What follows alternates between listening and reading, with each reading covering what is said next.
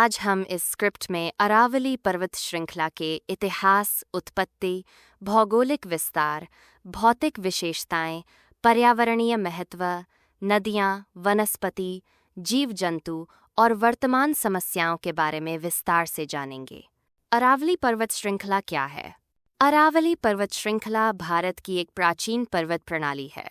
यह पर्वत श्रृंखला गुजरात के पालनपुर से शुरू होकर राजस्थान, हरियाणा और दिल्ली होते हुए हरियाणा के रेवाड़ी तक फैली हुई है।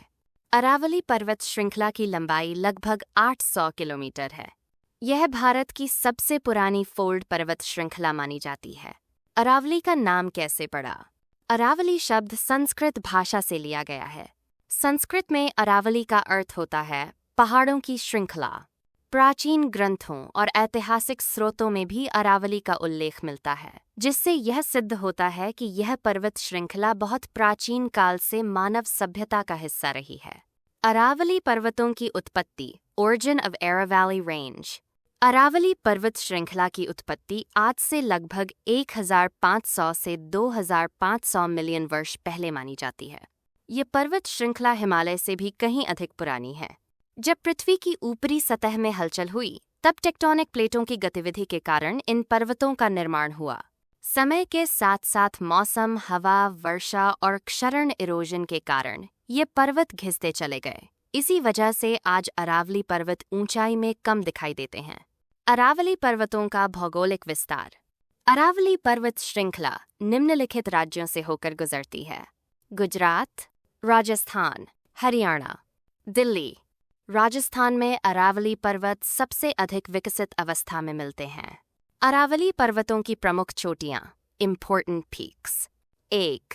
गुरु शिखर। अरावली पर्वत की सबसे ऊंची चोटी। ऊंचाई लगभग 1722 मीटर। 10. माउंट आबू, राजस्थान। 2. सैर पहाड़ी। 3. दिलवाड़ा पहाड़ियाँ। गुरु शिखर माउंट आबू क्षेत्र में स्थित है और यही अरावली की सबसे प्रसिद्ध चोटी है। अरावली पर्वतों की भौतिक विशेषताएं, फिजिकल फीचर्स। अरावली पर्वत बहुत अधिक ऊंचे नहीं हैं। इनकी चोटियां गोल और घिसी हुई हैं। ढाल अधिकतर स्थानों पर मध्यम है। यह चट्टानें मुख्यतः आग्नेय और कायांतरित इग्नियस मेटामॉर्फिक प्रकार की हैं।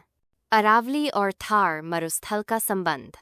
अरावली पर्वत श्रृंखला थार मरुस्थल और भारत के उपजाऊ मैदानों के बीच एक प्राकृतिक दीवार की तरह कार्य करती है।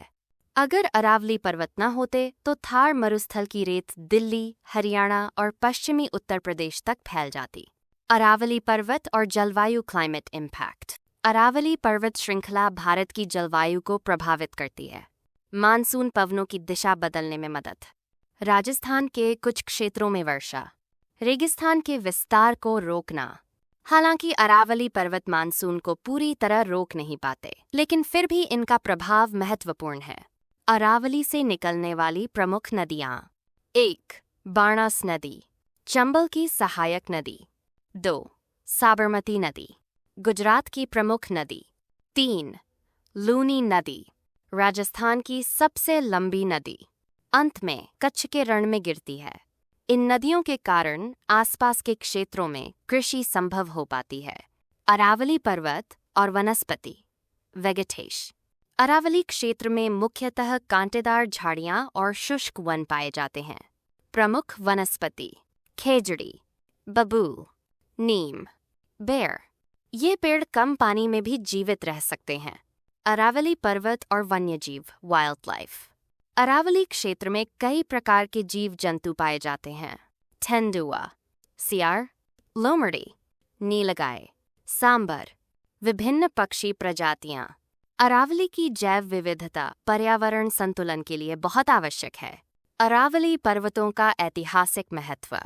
प्राचीन काल में अरावली पर्वत क्षेत्र में कई सभ्यताएं विकसित हुईं। राजपूत काल में अरावली पर्वतों पर कई किले बनाए गए। कुंभलगढ़ किला, चित्तौड़गढ़ किला।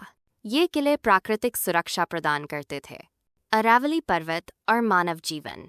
अरावली पर्वत क्षेत्र में रहने वाले लोग मुख्यतः कृषि, पशुपालन, खनन पर निर्भर रहे हैं। अरावली पर्वतों की वर्तमान समस्याएं। 1. अवैध खनन, पहाड़ों को नुकसान, जल स्रोत सूख रहे हैं। 2. वनों की कटाई, जैव विविधता में कमी। 3. शहरीकरण, दिल्ली.NCR में अरावली तेजी से नष्ट हो रही है। अरावली पर्वतों का संरक्षण क्यों जरूरी है? पर्यावरण संतुलन, जल संरक्षण, प्रदूषण नियंत्रण, मरुस्थलीकरण रोकना। अगर अरावली नष्ट हुई तो इसका सीधा असर उत्तर भारत की जलवायु पर पड़ेगा। संरक्षण के उपाय, कंजर्वेशन मेजर्स। अवैध खनन पर रोक, वृक्षारोपण, सरकारी कानूनों का सख्ती से पालन, जन जागरूकता। निष्कर्ष कंक्लूजन, अरावली पर्वत श्रृंखला भारत की एक अमूल्य प्राकृतिक धरोहर है। यह न केवल भौगोलिक दृष्टि से महत्वपूर्ण है, बल्कि पर्यावरण, जलवायु और मानव जीवन के लिए भी अत्यंत आवश्यक है। हमें अरावली पर्वतों का संरक्षण करना चाहिए ताकि आने वाली पीढ़ियां भी इस प्राकृतिक धरोहर का लाभ उठा सकें।